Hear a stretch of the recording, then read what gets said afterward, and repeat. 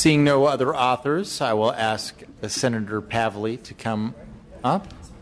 Of order. So you get some reward for sitting patiently, Senator. Thank you so much. Why don't so you? I don't have to go to Energy Committee. Yeah. You may. Doing a numerical order, sir? Okay. Is that all right? Why don't you do your easy ones first? That is the easy one. SB 32, right? You've been warmed up on this, so you've had the subject and for two particular bills. First of all, Mr. Chair, thank you and your staff for your work. I know we have some continued work to do as it moves through appropriations on some of the items that have been brought up in the past bill to, like oversight, legislative oversight, I get that, and relevance to disadvantaged communities and timelines. Those are things that I look forward to continuing to work on with this particular committee. Senate Bill 32, as the number implies, is a continuation of AB 32, which you talked about. And what we've learned from AB 32, I think, is instrumental. We put a cap on emissions, which created an unbelievable market for innovation and investment in clean technologies right here in California. So SB 32, it just takes on the framework of AB 32 and continues it on to 2050. That's 80% below 1990 levels. And you had a question in your last committee. I was here long enough to hear all the questions, but you had a question regarding why 2050, right, or why 80%. Well, actually, that was based on scientists. Scientists had said if we really want to do a meaningful job in impacting climate change so we don't hit the tipping point and really affecting change, that scientifically is the number that they all agree on in the IPCC reports. It's globally accepted. About 97% of the scientists are all on the same page. So that number certainly wasn't arbitrary. But also in this bill are the midterm targets proposed by Governor Jerry Brown. It takes an executive order. Now we can operate through climate change policies, either through executive order, but I know of myself as a legislator, I like putting things in statute and codify them, make sure we have legislative oversight, so that it is not just an administrative and agency response to climate change, but it's a legislative collaboration in that stakeholder process. That's what this bill is about. SB 32 purposely isn't prescriptive. It doesn't have all those policies embedded, either past or future. You guys that are going to be around for 10 or 12 years have the ability to refine, modify, add to, as technologies become available or as the economy changes. It provides that flexibility in meeting those different changing conditions. Just real briefly, under AB 32, those policies that were in it, that it was somewhat controversial when it was passed, but not that much. We had 45 co-authors in the Assembly alone on AB 32. It was more of a celebration than anything else, realizing that there would be broad chance for stakeholder input. And it was amazing the amount of business community that came in and stepped up to the plate saying, send those market signals, we're ready to invest here in California, creating the jobs for the future. So what's in AB 32? I'd like to just briefly tell people, a lot of it is on mobile source reduction, the clean car standards that were passed back in 2002 that are now a national standard as part of the fuel section, the mobile source section. We're looking at, in AB 32, low carbon fuel standard, how to reduce the carbon intensity in fuels by 10%. What is that doing? Sending a really good market signal to broader choices of fuels. You're going to see more biofuels in the future, and that's a good thing. That'll help rein in the lack of competition in the fuel sector. Electrification of cars, hydrogen, and the list goes on and on. Also on AB 32, you mentioned that, Assemblymember McCarthy. I think California's done an amazing job on energy efficiency on appliances. When they regulated the first refrigerator, that was controversial here. They didn't think it could be done to make it more energy efficient without costing consumers so much money. And they said, why make one refrigerator for California and a different standard for everyone else? Today, it's a de facto national standard, right, by GE and all the other people that were opposing it at the time. Energy efficiency in buildings just makes sense, reduces greenhouse gas emissions, and can saves small businesses and residents money on their utility bills. Also, is the RPS standards encompassed in AB 32, SB 375, the Transit-Oriented Development Project, and, of course, cap and trade. That was added. This was done over a broad period of time through a scoping plan, broad stakeholder process. We have a select committee on AB 32 implementation. I would encourage the legislature in both houses to have such a thing and use your legislative oversight powers that we have to make sure that we have all the information we need and can affect smart policy choices by CARB and the administration. The other thing about AB 32 and this is the whole thing. In fact, only half of this is AB 32. The rest is filled with Arnold Schwarzenegger executive orders that are consistent with our 2050 targets. This is something we've been talking about for years, but putting in statute, I've talked to businesses, that sends an even stronger signal to them that these policies will be in place for years to come, and making that investment make sense to them. So co-benefits, what everyone appreciates more is cleaning up the air, reducing criteria air pollutants, jobs, really doing actually a tremendous job in creating additional 21st century clean jobs. And also it looks at collaboration in other states and other countries. We know that's absolutely key and critical. One final comment, and then I'll let my two witnesses speak, and I appreciate their attendance. When I carried the Clean Car Law back in 2002, that was really controversial. I mean, remember the mercury vaccine bill? You could quadruple whatever that was going on.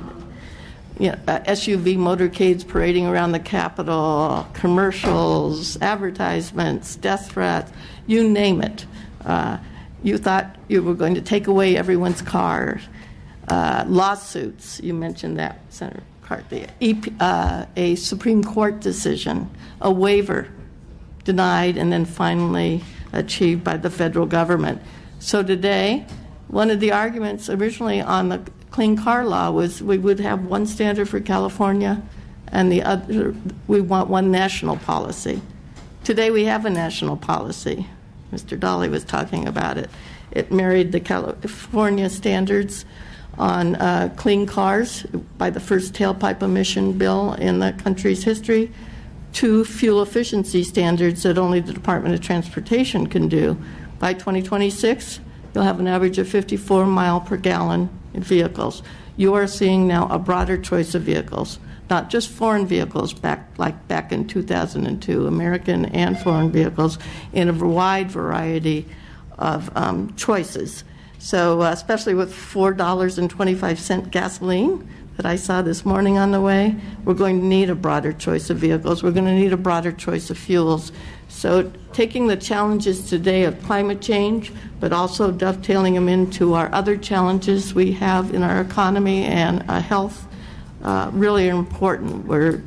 We have a lot of work to do, and I challenge all of you who will be taking over these responsibilities. I'm leaving in about a year and a half to step up to the plate, provide that oversight, provide that leadership, and make sure we get this right.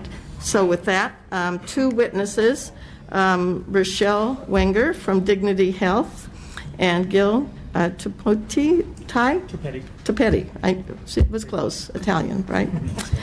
From the California Municipal Utilities Association are here to speak on behalf of this bill.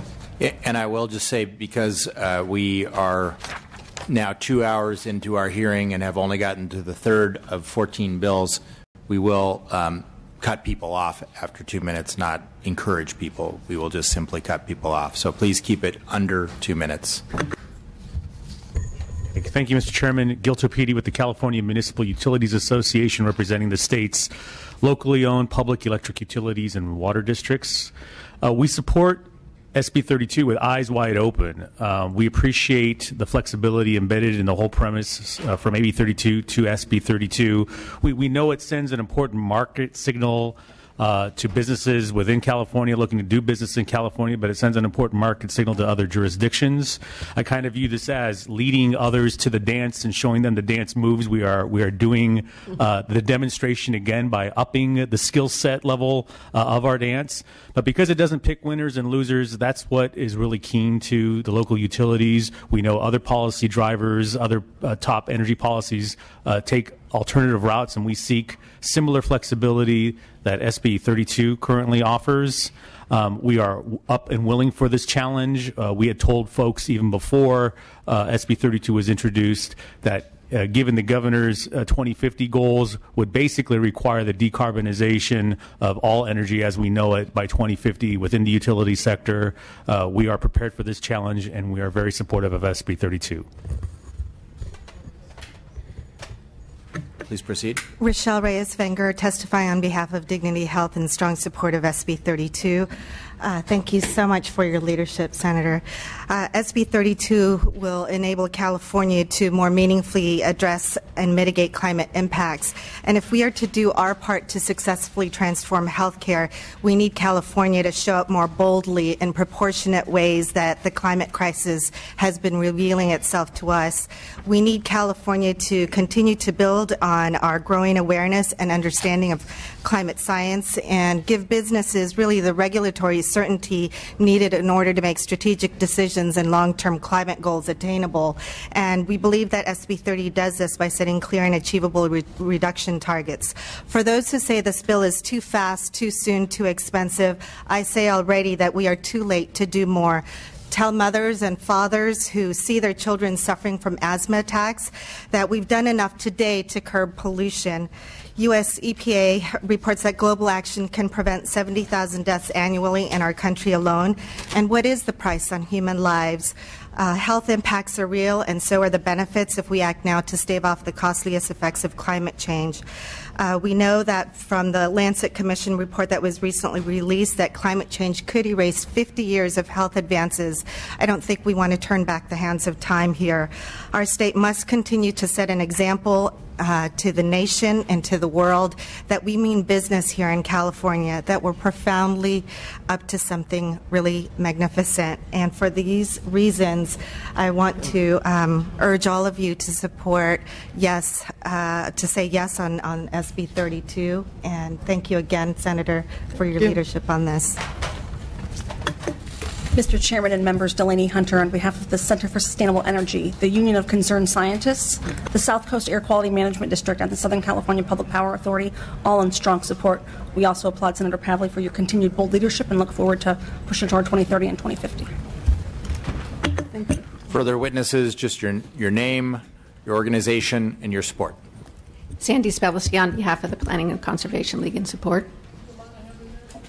Mr. Chair and members, Monica Miller on behalf of the County of Santa Barbara in support. Thank you. Bill McGavin, Coalition for Clean Air in support. Kelly Dillon on behalf of California League of Conservation Voters in support. Juan Altamirano on behalf of Audubon, California in support. Bonnie Holmes-Jan, American Lung Association and Californians in support, as well as 26 health organizations and a dozen physicians. Alex Jackson, NRDC, strong support. Alex Limmer, the Nature Conservancy, in strong support. Katrina Robinson on behalf of California Trout, the California Association of Local Conservation Corps, the Carbon Cycle Institute, and John Witt, co-founder of Marin Carbon Project, all in strong support. Thank you. Andrew Grinberg, Clean Water Action, in support. Kyle Jones, Sierra Club California, in support. Ann Smart, ChargePoint, in strong support. Kim Steiner on behalf of the U.S. Green Building Council of California, in support. Thank you. Just Malone for Ceres in strong support. Adam Cochin, California Climate and Agriculture Network in support. Trudy Schaefer for the League of Women Voters of California in strong support. Ray Burnell with the California Catholic Conference in strong support. Matthew Lewis with Environment California in support. Cassandra Goff with the California Corporation. We supply 10% of the state's energy from our natural gas-fired facilities and geothermal facilities, and we're proud to be the first generator in support of SB 32. But not the last. Autumn Ogden with American Cancer Society Cancer Action Network, also in support. Steve Wallach on behalf of the Ventura County Board of Supervisors in support. Kate Kelly with Sonoma Clean Power, also in support. Ken Jones, 350 Bay Area and 350 Marin. Thanks to the author and all of you for working on the climate. Strong support. Brian Early with Environmental Defense Fund in strong support. Mike Dillon, California Ski Industry in support. Melissa Cortez Roth with the California Wind Energy Association in support. Gareth Elliott with the Energy Storage Alliance and the Solar Energy Industries Association in support. Ron Bjork of 350 Marin and in support. Thank you. Jamie Miner, Marin Clean Energy in support. Tiffany Whiten, Next Gen Climate Action in support, as well as the Large Scale Solar Association in support and the Energy Efficiency Industry Council in support. Jack Fleck, SolarPowerElectricCars.net in support, also Beyond the Pump in support. Mark Fenstermaker on behalf of the Sonoma County Water Agency in support. Tamara Burke on behalf of the Big Sur Land Trust and the Marin Agricultural Land Trust in support. Hi, Kelly Cook on behalf of the Santa Clara County Open Space Authority and the Sonoma County Agricultural Preservation and Open Space District in support. Thank you very much. Jamie Go on behalf of Mountains Recreation and Conservation Authority in support. Tyrone Buckley on behalf of Housing California in strong support. Danielle Lynch on behalf of Bloom Energy and Adagen in strong support. Charles Watson on behalf of CalStart in support. Thank you. Mary Solecki on behalf of Environmental Entrepreneurs in support.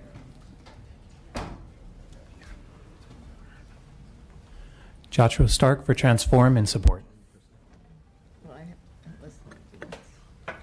Jim Lindberg on behalf of the Friends Committee on Legislation of California. Support. You know, you guys can line up closer. Rand Roble, 350 Bay Area, in very strong support and appreciation of this 80% of where we need to go. Thank you. Brandon Roberts with the Health Officers Association of California in support. Stephanie Flanagan, Silicon Valley 350 in support. Michael Pimentel here on behalf of Advanced Energy Economy, California Transit Association, Caltrain, City of Santa Monica, Sam's Trans, and Solano County Transit in support. Chris Rosa on behalf of the Silicon Valley Leadership Group in support. Witnesses in opposition, please make your way over here.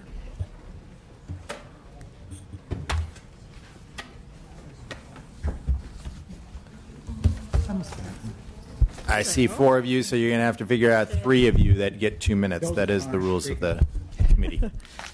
Good afternoon, Mr. Chair. Richard Lyon on behalf of the California Building Industry Association in opposition. There was mention of Senate Bill 375 earlier today. I represented the industry on those negotiations. So our industry comes at this from a collaborator point of view. We also look at this bill from a cost to new construction and to infrastructure and development projects going forward. So expecting development activity that's undertaken today, whether it be new housing or transportation or water or energy projects, to be consistent with an emissions reduction limitation 30 years into the future, we think is not wise, it's not feasible, nor is it practical. And when I say that the development would be required to be consistent with it today, that's for a very good reason. We are subject to the California Environmental Quality Act. New development is analyzed under CEQA for better or for worse for the emissions that our projects and our homes deliver into the economy, and we are expected under CEQA to be able to analyze and mitigate those impacts.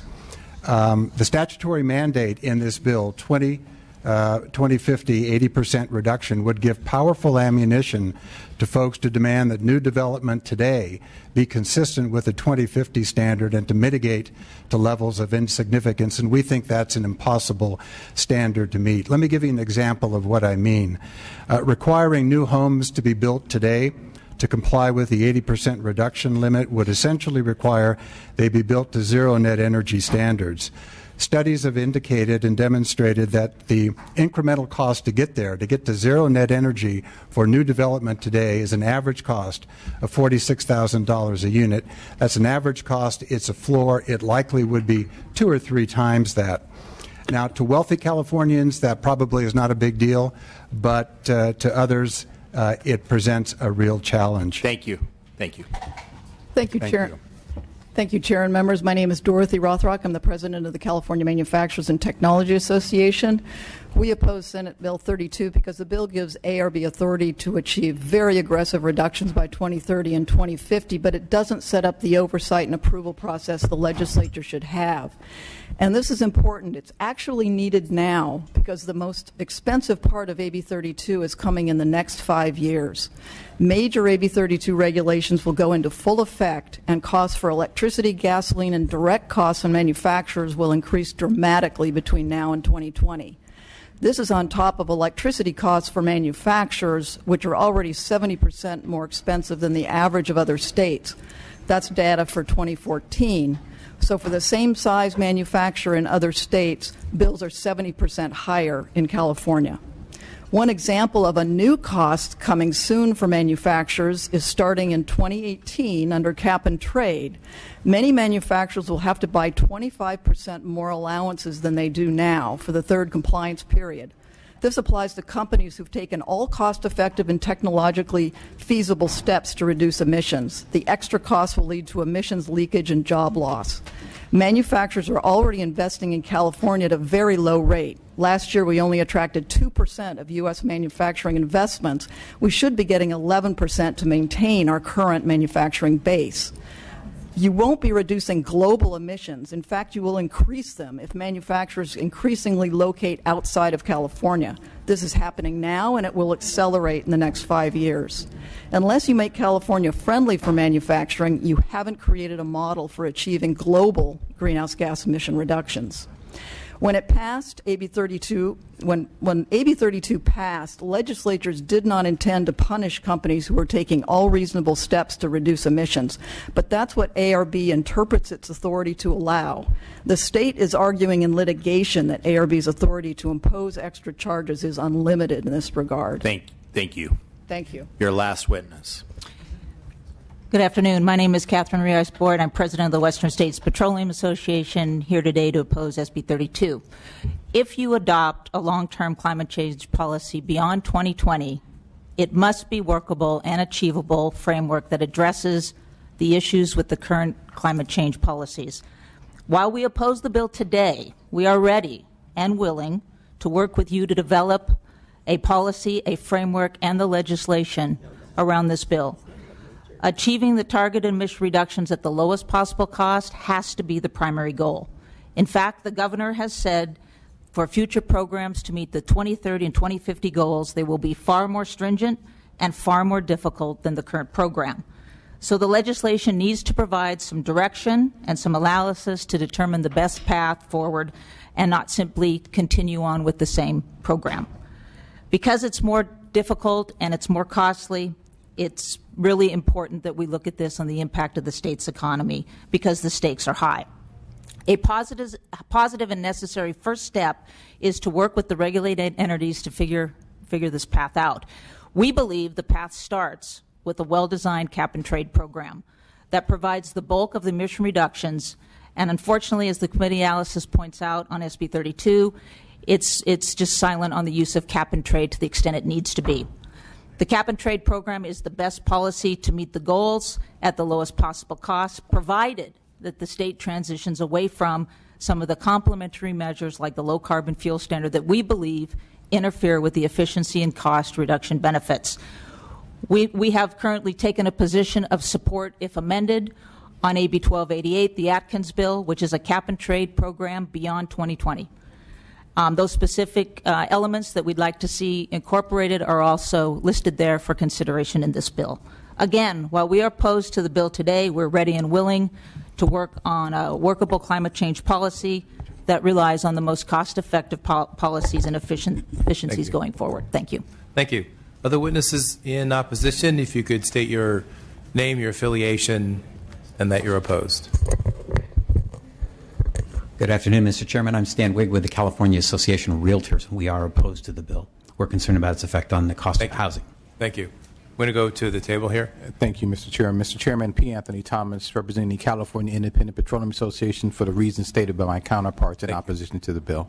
All right. Thank you. Please name, affiliation, and that you're opposed. Good afternoon. Matthew Allen, Western Growers. We're also opposed. Thank you. Hi. Dr. Justin Adams of Encina Advisors in Davis. I'm opposed.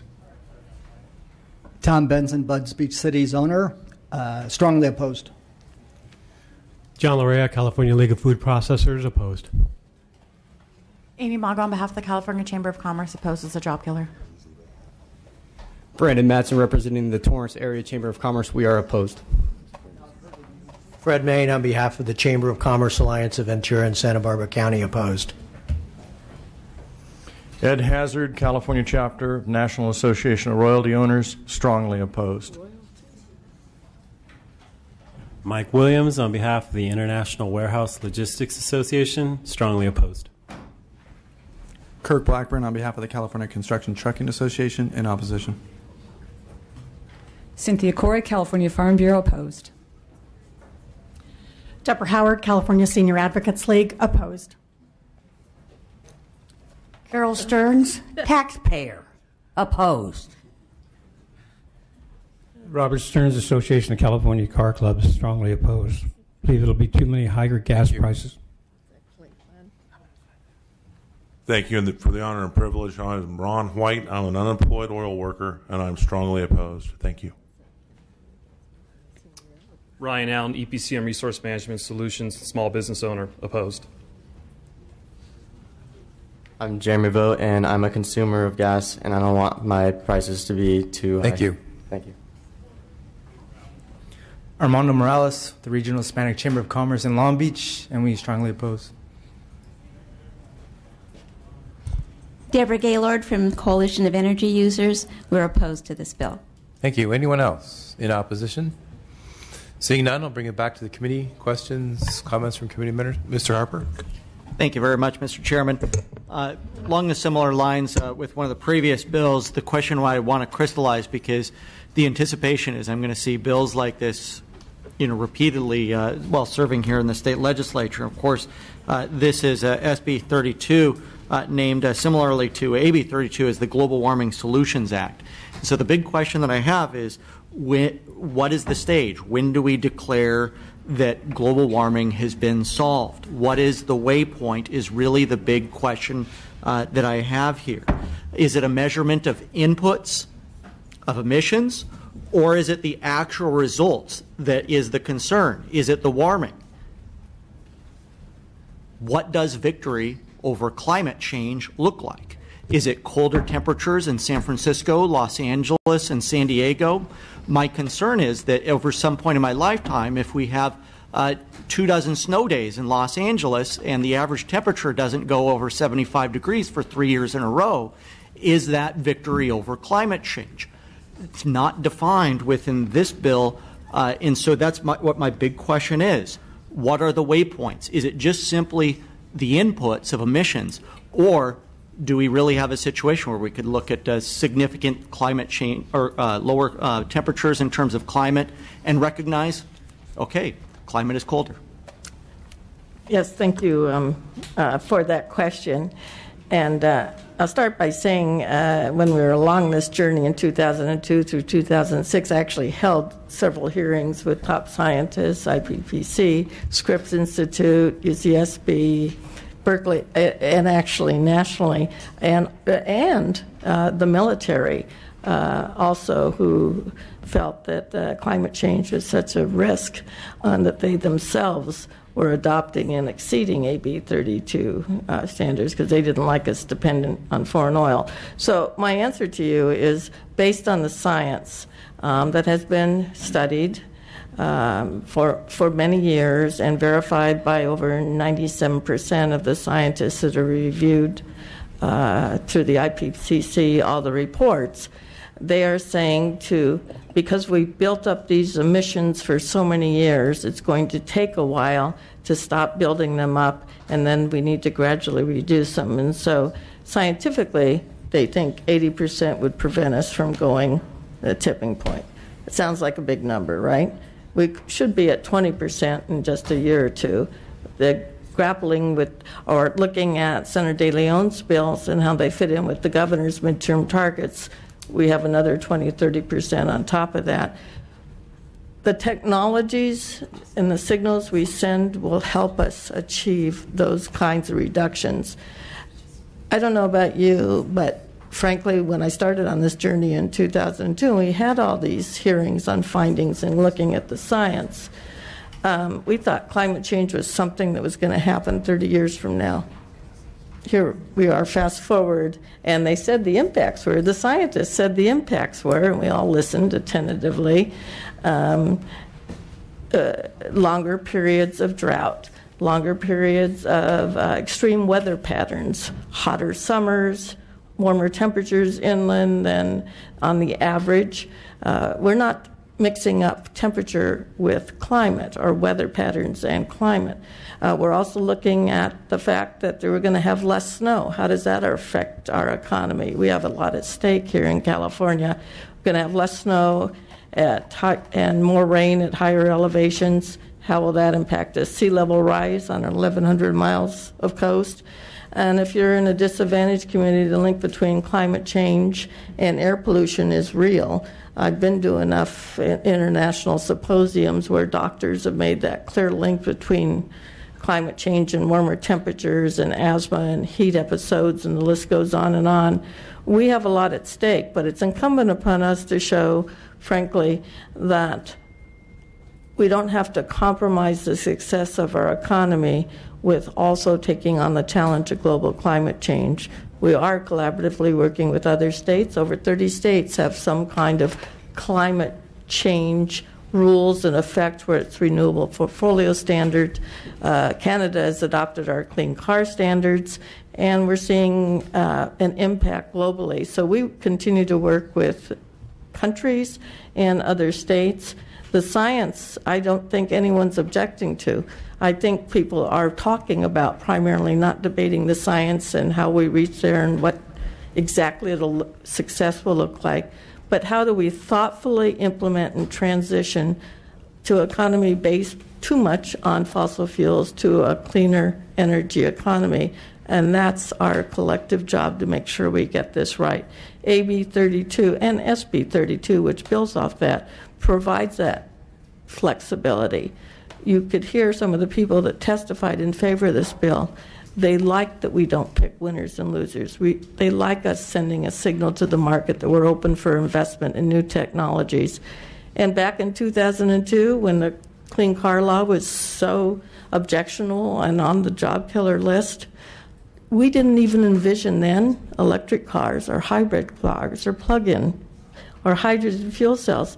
Those reductions in climate change were all done by off-the-shelf, readily available technologies like variable valve timing and on and on. So these long-term targets say to the investors and people in California, we're open for business. We're seeing that investment, $30 billion worth, come to California since the passage of 2006. But we've got to be very smart and thoughtful, and with enough flexibility for economic uncertainty or in changing technologies to implement this correctly. And that's a collective responsibility that we all share together. Thank you, Mr. Chairman. Any other questions, comments from committee members? All right. Mr. Wood? I just want to thank Senator Pavley for bringing this forward, and I'll be supporting your bill today. appreciate the science is complicated. I think we know how we got where we are. As we move to reduce greenhouse gas emissions further, I don't think anybody really knows what the impact will be and how we adapt to that over time, because I think it's very, very complicated and somewhat fluid. So the health consequences of what we're experiencing now are real, and so to not address the issue and let some of these issues slide by isn't good for anyone. So I thank you for bringing this forward, and I'd like to be added as a co-author at your convenience. Thank you very much, Assemblymember Wood. Thank you. And we are looking for a motion. The motion is... Second. Thank you. The motion is do pass. I know, Senator, you're working on amendments. Those will not in this committee, but in the later. But the analysis in the Appropriations Committee, working with this committee and Chair Williams regarding, especially on the oversight provisions. I think that's really important to have. And I did take mental notes and other notes on people that champion biomass as part of the solution. Many of you, I've talked to you. I've talked to Ms. Garcia. Like, door is open. But think of those policies we need, because SB 32 is supposed to be the framework or the umbrella. They need smart people to provide the oversight, but provide that innovative ideas on how to do this successfully. So it's not a choice between a healthy economy and a healthy environment. We can do it both. Ask for your I vote. Thank you. I'll take that as your close. And I appreciate your leadership on this, and just have to look at the comment that I know California has been criticized lately for stepping out, but yet in reality the world is watching California, and they're not only looking for our technologies and our capabilities, but our leadership. And Senator, you've certainly, with AB 32 and now SB 32, been providing that leadership and a real opportunity for California moving forward. So I want to say thank you. I also am pleased to be a co-author of your bill. With that, we will call the roll, please. Assemblymember Williams? Daly? No. Daly, no. Garcia? Aye. Garcia, aye. Hadley? No. Hadley, no. Harper? No. Harper, no. McCarty? Aye. McCarty, aye. Rendon? Stone? Aye. Stone, aye. Wood? Aye. Wood, aye.